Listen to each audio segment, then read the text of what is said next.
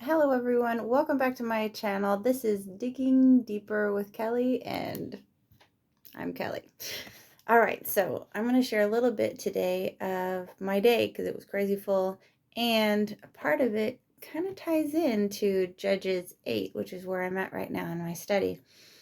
So don't worry, I promise I'll get to Judges 8. I just want to share this one thing. So today was really full and busy. We had a doctor's appointment at 8 a.m. and then at 9:30 we went blueberry picking, me and my little 4-year-old. And then while we were blueberry picking, the gentleman who does that also has bees. So he went and showed us bees, and I was incredibly braver than I normally ever am. My best friend is a bee person, and I will not get anywhere near bees. I do not like things that buzz and sting. But even just buzzing. Okay, so I'm like the kind of person who will sit in the corner of the room all night until I kill the fly before I will sleep. That's just basically where I'm at. But today was a brand new day. He took out one of those little things that somebody knows the name of, but I can't think of right now, even though my best friend's a bee person and she's probably really mad at me. Anyways, he took out one of those things with all the bees on it, and he like smoked them so they're all like chill. Anyways, and he's like, put your finger right here. There's bees everywhere to taste the honey. And I did it. Now my 4-year-old was the one who was kind of like dragging me to do it, but I did it. That was amazing. Anyways, okay, sorry, I digress. Anyways, so then we went home and we were going to have lunch. But my husband calls me and he's like, hey, guess what? The 60 chairs that the church ordered for 5 o'clock tonight to be delivered are being delivered in 10 minutes, which is crazy, right? Because our church is small and everybody works and everybody's working right now. Everybody. So he's like, I'm just like, okay, I'll go. I don't know, we'll see. So I called one of my other sweet friends, and she was able to get off work for a second, but that was it, just her and I and this truck driver. And so anyways, we go to get all these chairs. I know this is taking way too long, I apologize. But anyways, we go to get these chairs, and this humongous semi shows up. And our church is it's a storefront church on a one-way street, and the people who are next to us have a shop, and they're the owners of the entire building. Well, we start taking these chairs down, and we realize this is going to take us a minute because they're huge and they're heavy, and yeah. Anyways, so the store owner comes out, the owner of the whole building, the one that we have our church in. She comes out and she's going to help us. And I'm so grateful that she helped us. She was challenging. Let's just say she was challenging. She was, I'm trying to think of the right words because, she had the way she wanted to do our chairs. She had the way that we were going to do everything else. She said she was very strong and she could take care of it all, and told us where we needed to go. And anyways, I just want to tell you that was challenging. From my flesh, that was quite challenging. From my friend's flesh, also challenging flesh. And that ties into Judges 8. See, we're crossing over now to Judges 8. Okay, so last one we were at Judges 6 and talking about some cool stuff about God and what he's doing through Gideon. And then it's not like I skipped to Judges 7. I'm going to tell you a little bit about it, but you guys can look at Judges 7. It's all about how God like takes all these people that are with Gideon and like breaks them down into 300 so that you can see that it's God doing this stuff and not themselves. And it's really cool. And there's so much deep stuff to go into right there. But for whatever reason, God is telling me to share this thing about Judges 8 with you. So background, they took all the men, they got their trumpets, the jars and the torches, and they blow them, and they're all surrounding the Midianite army, and it totally freaks them out, right? They're totally surprised. Oh my gosh, there's 50 million people surrounding us, and they flip out and they start actually killing each other because they're all confused and whacked out. And then the ones who didn't die ran. Okay. So, so that's what's up right now. So he's chasing them down, the ones that are left that didn't kill themselves or each other. And, so he's still running after the last few. And then we come into Judges 8. And I will read, I think it's Judges 8, 1 through 9. I'll read what I'm talking about. Now the men of Ephraim, I'm pretty sure it's Ephraim, but I think I've said it Ephraim all this time, so I might say it wrong again. Ephraim said to him, why have you done this to us by not calling us when you went to fight the Midianites? And they reprimanded him sharply. So he said to them, what have I done now in comparison with you? Is not the gleaning of the grapes of Ephraim better than the vintage of Abiezer? God has delivered into your hands the princes of Midian, Oreb and Zeb. And what was I able to do in comparison with you? Then their anger towards him subsided when he said that. And when Gideon came to the Jordan, he and the 300 men who were with him crossed over, exhausted, but still in pursuit. Then he said to the men of Succoth, please give loaves of bread to the people who follow me, for they are exhausted, and I am pursuing Zebah and Zalmunna, kings of Midian. And the leaders of Succoth said, are the hands of Zebah and Zalmunna now in your hand, that we should give bread to your army? So Gideon said, for this cause, when the Lord has delivered Zebah and Zalmunna into my hands, then I will tear your flesh with the thorns of the wilderness and with briars. Then he went up from there. I know that's rough. Then he went up from there to Penuel and spoke to them in the same way. And the men of Penuel answered him as the men of Succoth had answered. So he also spoke to the men of Penuel, saying, when I come back in peace, I will tear down this tower. All right. So that's our little chunk. There's so many good things in 8, but we're going to talk about this little chunk right now. So instead of starting in 8, we'll talk about Proverbs 15:1a. Proverbs, I just add the A because I'm not doing the whole thing. I don't think it actually says A. Anyways, so Proverbs 1, the first part of it is, a soft answer turns away wrath. And I'm thinking this is what he did here, because Ephraim was really mad. Why was Ephraim really mad? Well, they could have thought that he was trying to keep them from the spoils of being part of, taking care of the Midianites. And they probably wanted some recognition for being part of it. So they're upset that he didn't include them, maybe. Some pride there, I'm sure. But what did Gideon do is what's kind of cool. So I wrote him, I'll show you my little notes, but I'm pretty sure it'll all be backwards because I don't know how to do. I'm really not technically inclined, so please forgive me. But these are my notes. And this is a shout out to Interleaved Bibles. It's amazing. Look at this whole page I could write on, and the other side is blank, so I could write on that too. It's fantastic. I use a New King James Version Interleaved Bible, but I know at least there's an ESV Interleaved Bible also, and I got this one on Amazon, and I highly recommend it if you like to take a lot of notes, because look at the margins here. This is rough. You're not going to get a whole lot in here, but look at that. Oh, it's amazing. Anyways, okay. So let me read my notes here. So the way of the victor, this time Gideon and his small but mighty army, is not always easy.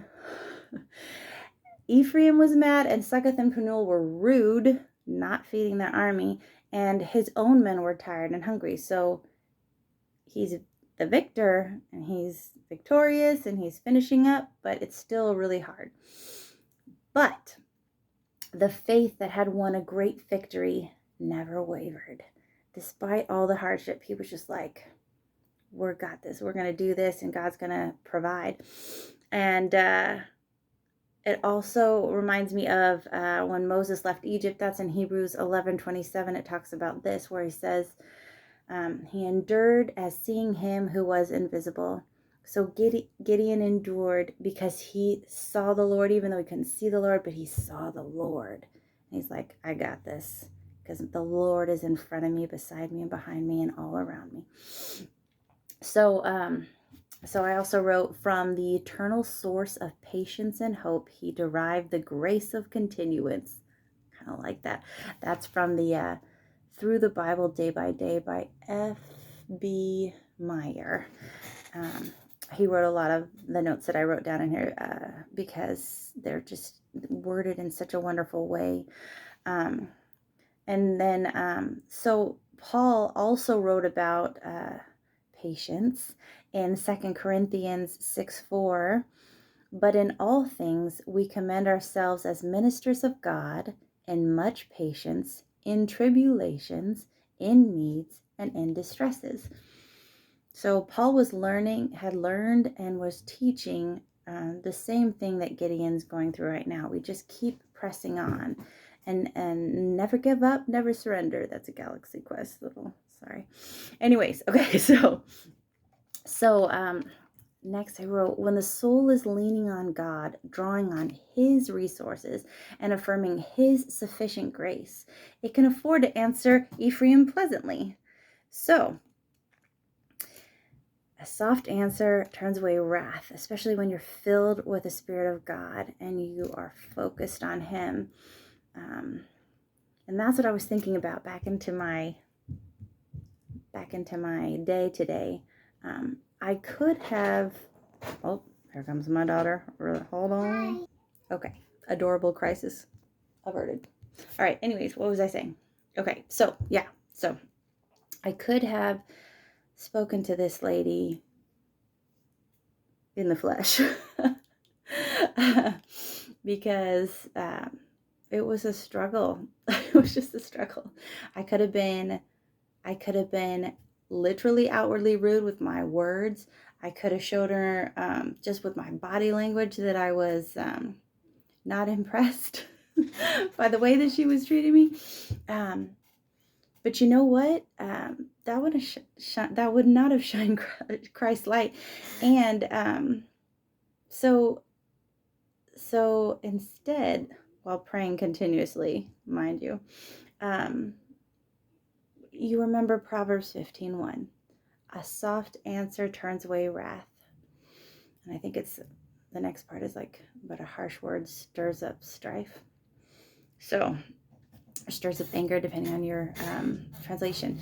So, anyways, Gideon did that here. He was really smart about how he spoke to Ephraim to calm them down. Some people might say that he was flattering them, and I don't know if that was so great, but he was very smart about what he did with them. And we can take note of that and, be discerning when we speak to people and praying while speaking to people and seeing what God would want us to say and how he would want us to say it. So yeah, that was just really impressed upon me that, there's a time to just be calm and soft and answer in such a way that it turns away the wrath that could come. Because I was reading that in Judges 12, Ephraim, plays that same old story out and says, why didn't you call us to help? And it ends up very badly for them. And, there ends up being a war. So, he averted a war between them by the way that he spoke to them. And God talks about in the New Testament speaking to people in a gentle way so that they'll actually hear you. So this was good for me to read that, and I thought it was kind of interesting how I just kind of had that experience today where I had to exercise those verses. Exercise your verses, people. So anyways, let's see. So I read that part where it says, when the soul is leaning on God, drawing on his resources and affirming his sufficient grace, it can afford to answer Ephraim pleasantly. It will not shrink from rebuking cowardice in Penuel and Succoth. So he didn't shrink away like you might have. You might he might have just like kept going and but he was like confident in the Lord. And he's like, you're wrong. You not helping us and just sitting on the sidelines, like who will help me bake the bread? Who will make it, So he was confident in the Lord with them, aggressively confident, So, and that was because he was filled with the Spirit, or covered in the Spirit, Old Testament times. Anyways, so what am I saying? And it will hold on its victorious way until the last enemy is destroyed, and it enters the presence of God to receive the well done, good and faithful servant. And so, discouraged soul, get alone, shut your door on all other thoughts, and say over and over to God the words with which the good Asaph ends. And this is Asaph's Psalm in 73, the last few words of it, which are so good and wise. And so I'm going to read them to you now. So Psalm 73, 23 through 28. Nevertheless, I am continually with you. You hold me by my right hand. You will guide me with your counsel, and afterwards receive me to glory. Whom have I in heaven but you? And there is none upon earth that I desire beside you. My flesh and my heart fail. Pause. Sorry about that. Okay, back. Does anybody else have a 4-year-old understanding? Okay. So my flesh and my heart fail, but God is the strength of my heart and my portion forever. For indeed, those who are far from you shall perish. You have destroyed all those who desert you for harlotry. But it is good for me to draw near to God. I have put my trust in the Lord God, that I may declare all your works. So, God is good, and never give up. Also, if you think about, let's see what else, the last bit that I wrote. Sometimes our friends, like Succoth and Penuel, are the ones giving us the resistance and excuses why they can't help on this or that. Unfortunately, sometimes it is our friends. And when we are doing the Lord's work, we can't allow this to hinder or discourage our work. I know it can be discouraging when you're just like on fire for the Lord and you're trying to do something good that God has had you to do, and you just can't rally the troops around you the way that you had in your mind, that you had hoped. But what matters the most is that you stay faithful to the Lord and do his work, because he will take care of it. Like, he will bring who you need and what you need to accomplish his goodwill for his glory. So don't let yourself get discouraged. Just close your eyes and focus on the Lord and say, I know you're with me, and I'm not going to be discouraged, because if you're with me, that's all that matters. So anyways, I hope this was a blessing to you. It's been a blessing to me to share it. God bless.